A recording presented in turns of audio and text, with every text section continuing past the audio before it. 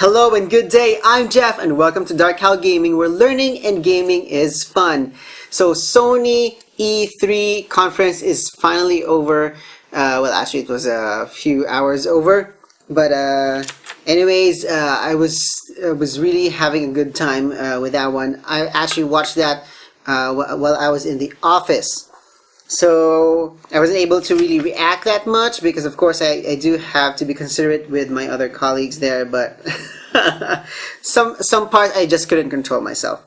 And so we'll be doing a little bit of a recap, but first and foremost I have to say sorry if there's going to be some interruptions with the sound because I believe a floor below me is doing a little bit of construction. So I don't know, it's just maybe just almost the same problem with the first part of the conference. So we get to start with that one. So the start of the conference, as what people say and what I have observed, is the problems with the audio. There was something lacking.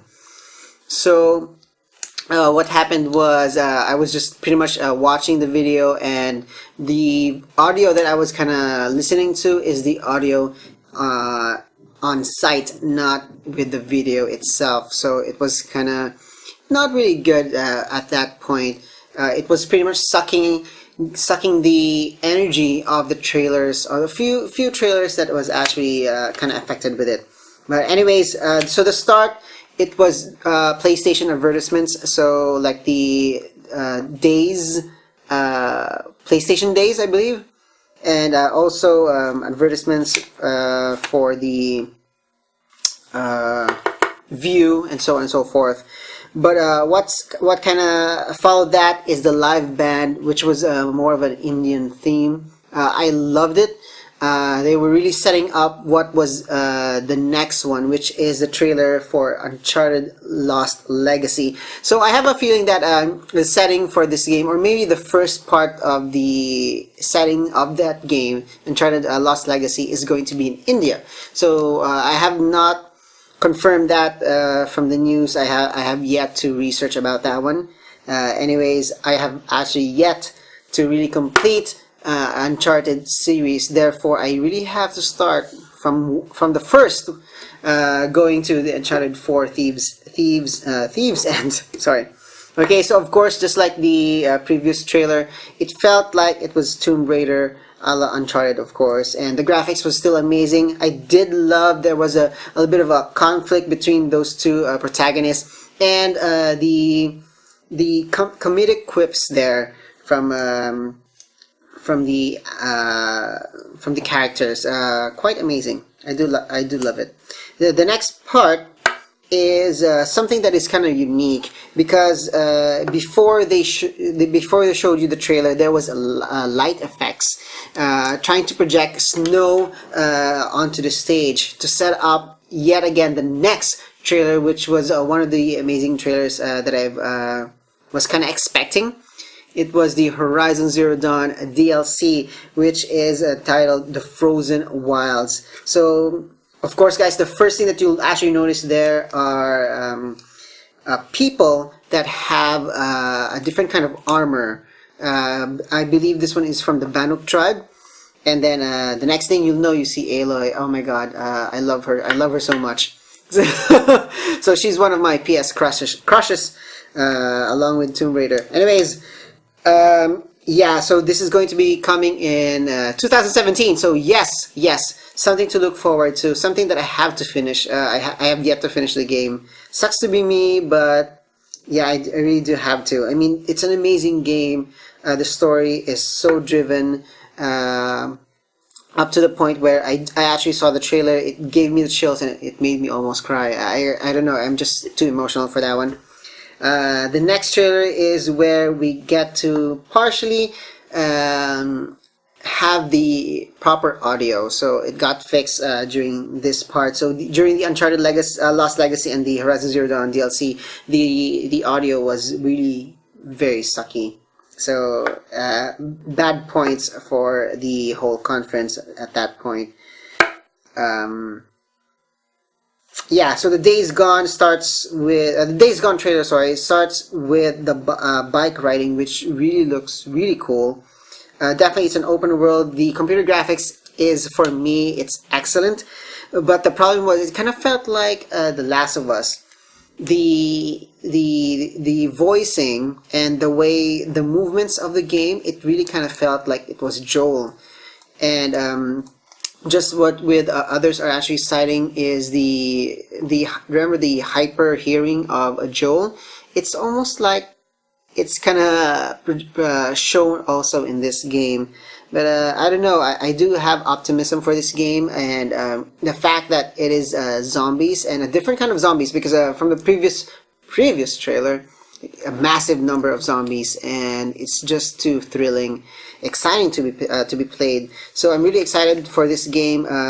We don't know when it's going to be released yet. Most probably the end of the year or early next year. I do hope so.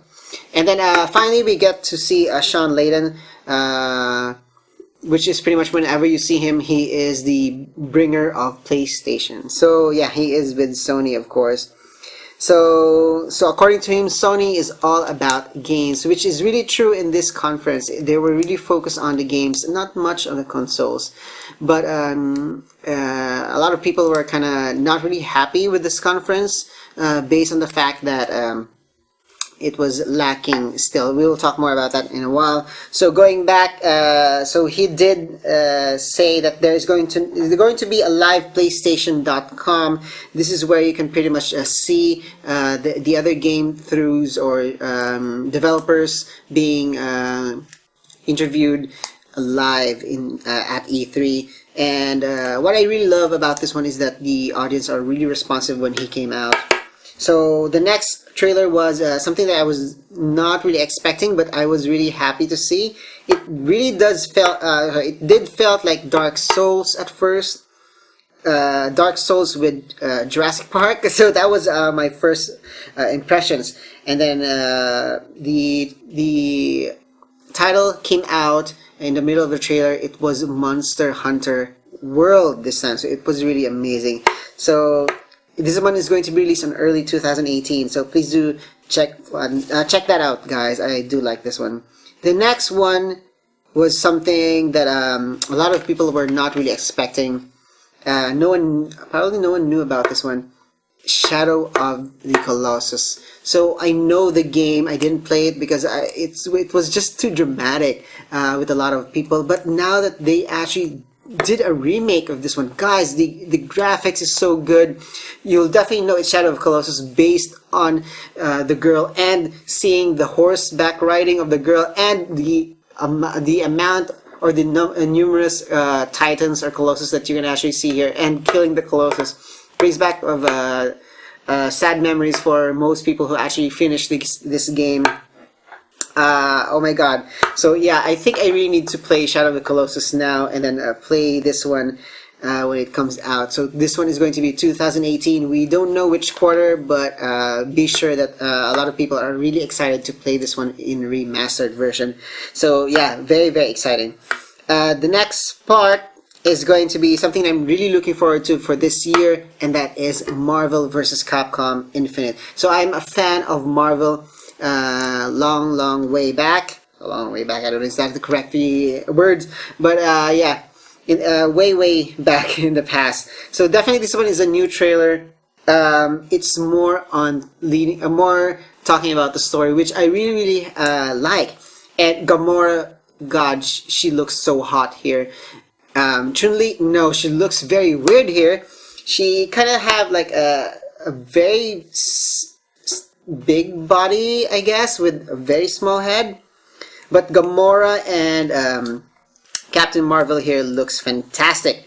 Very sexy, to be honest. Okay, but that said, the story again is amazing.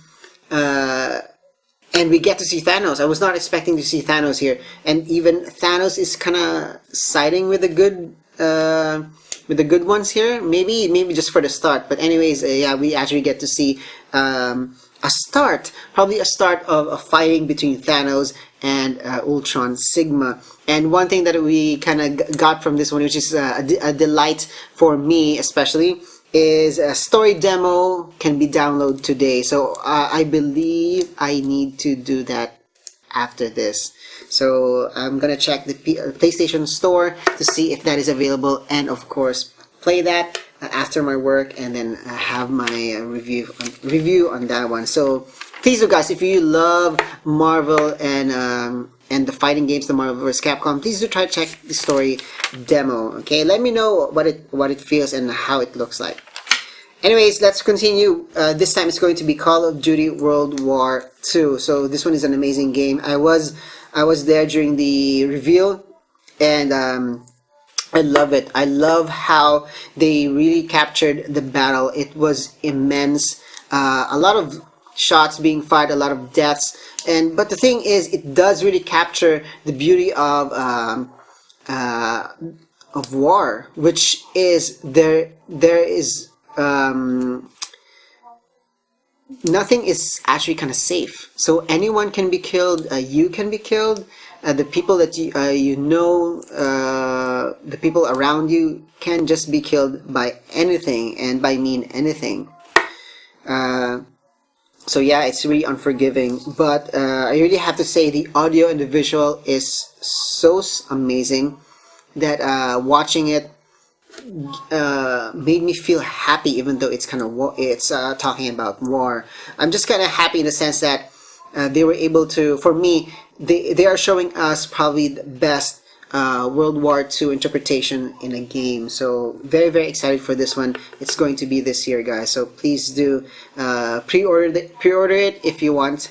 I believe if you do pre-order it, you'll be able to have an early access or beta access to this to the multiplayer.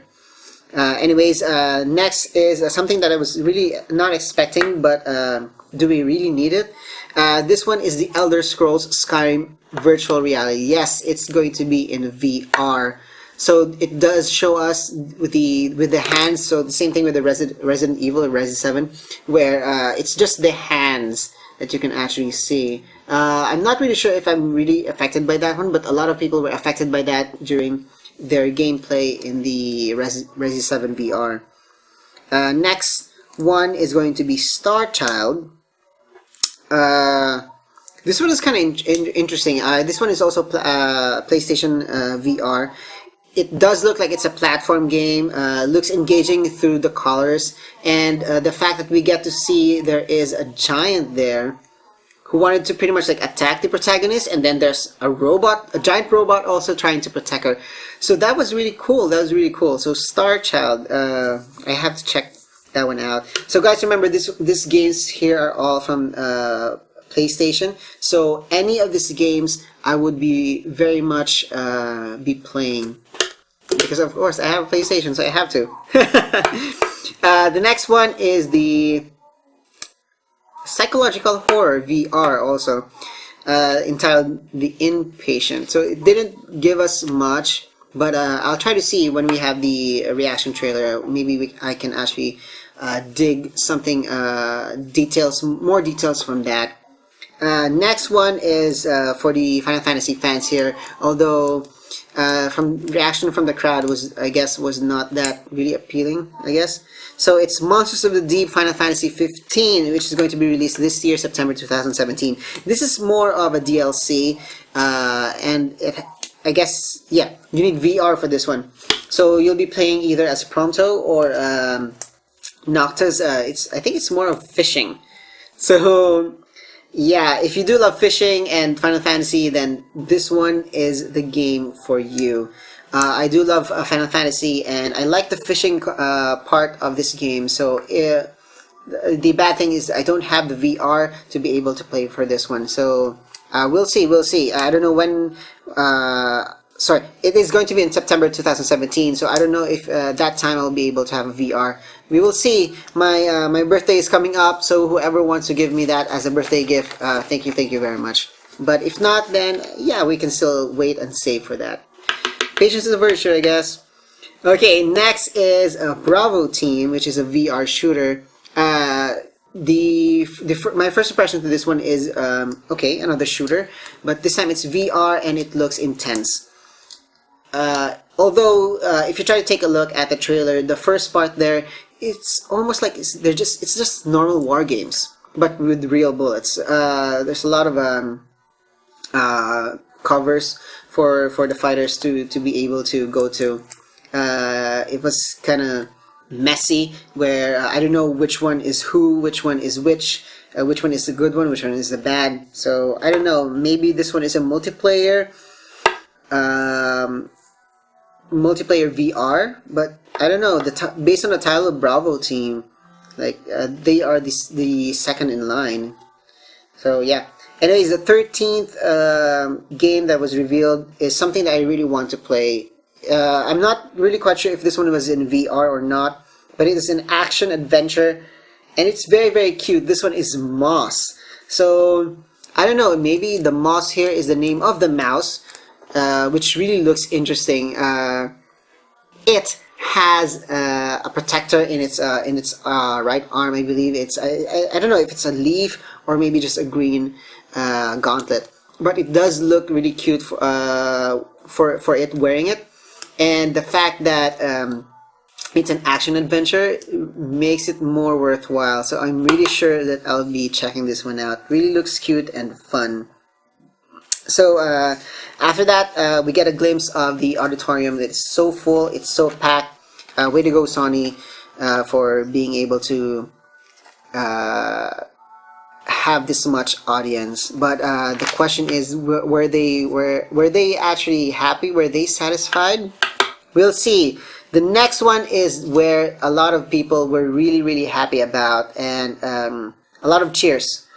It's God of War, because the first part there, it doesn't really look like God of War-ish, but when we saw Kratos' back, we know it is him. It's going to be God of War. And then to the side, we get to see his son. So yeah, there's a bit of a conversation between those two, and then so it's more of a story about his son. And then as the trailer progresses, we do see the mother and Kratos talking that this is your son, he needs you.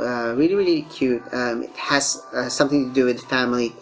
So for the families out there, even though this game is so brutal, I don't know, maybe the story itself is actually kind of neat. So it does also tell us that that the son has something kind of different perspective of his father.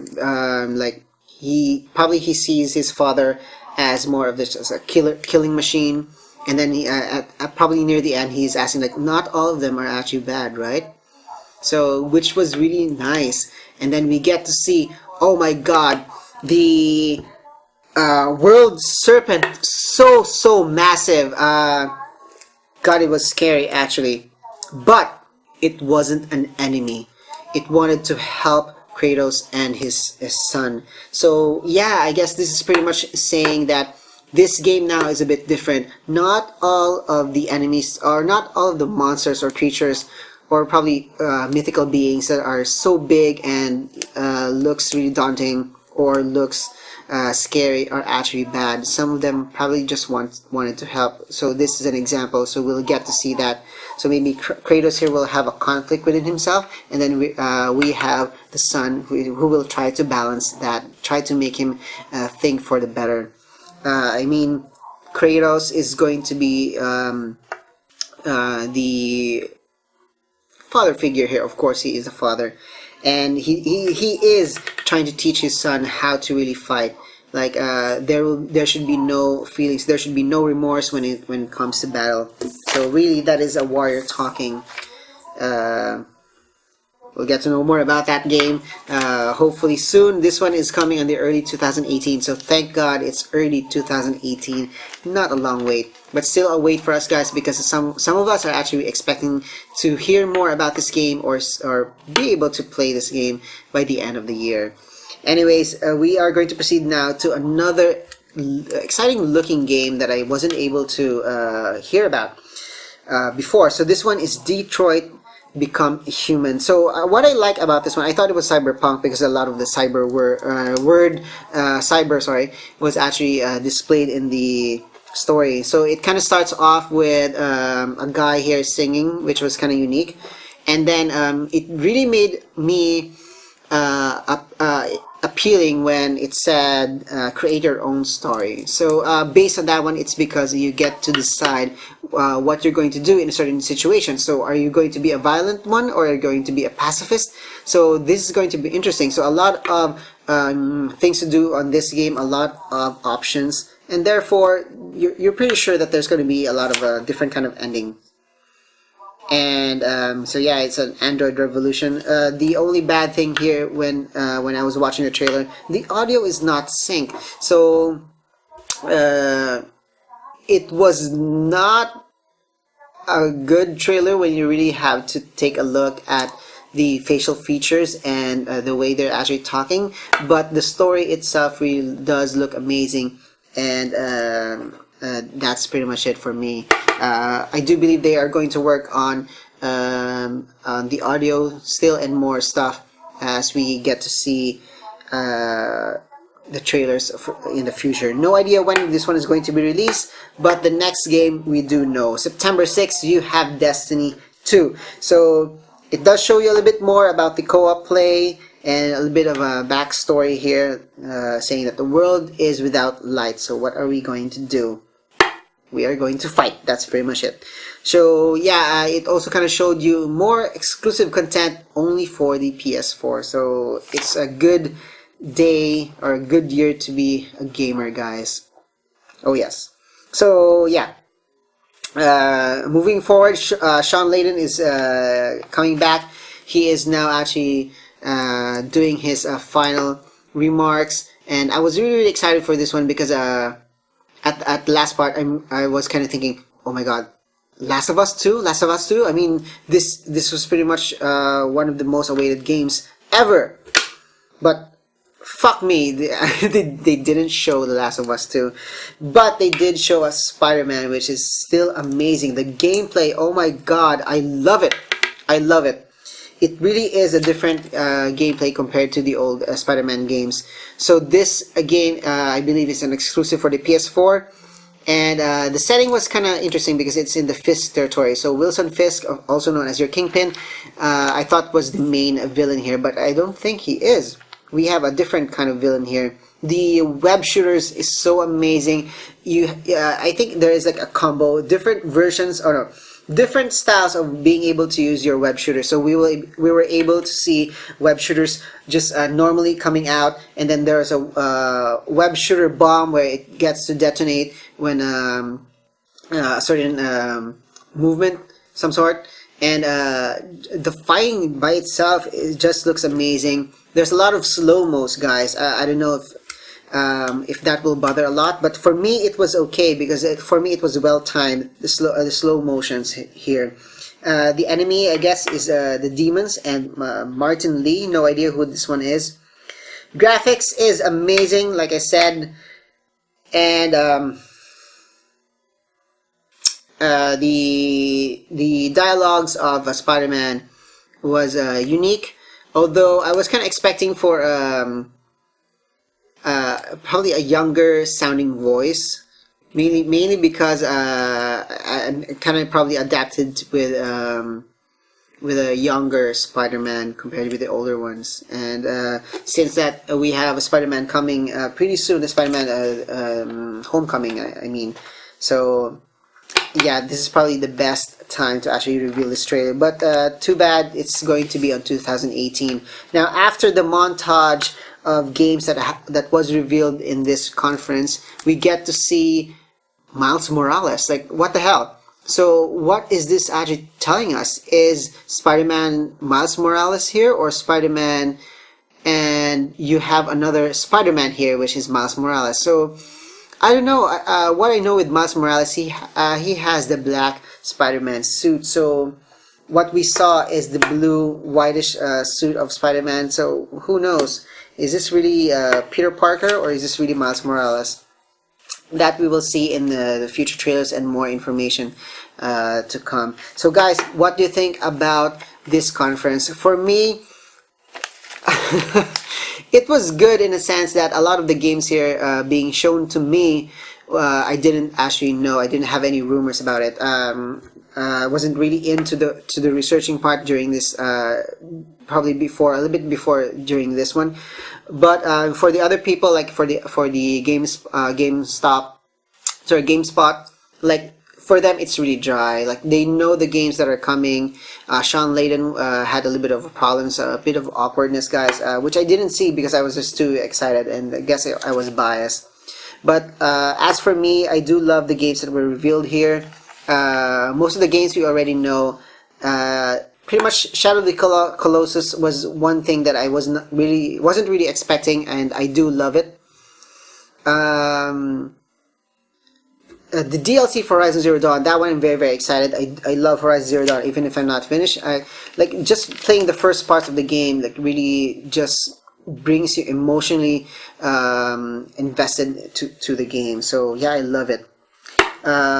The only bad side for me, the worst part is, God, they didn't put The Last of Us 2 here, which the one thing that I'm very excited about, aside from Horizon Zero Dawn, of course, is The Last of Us 2.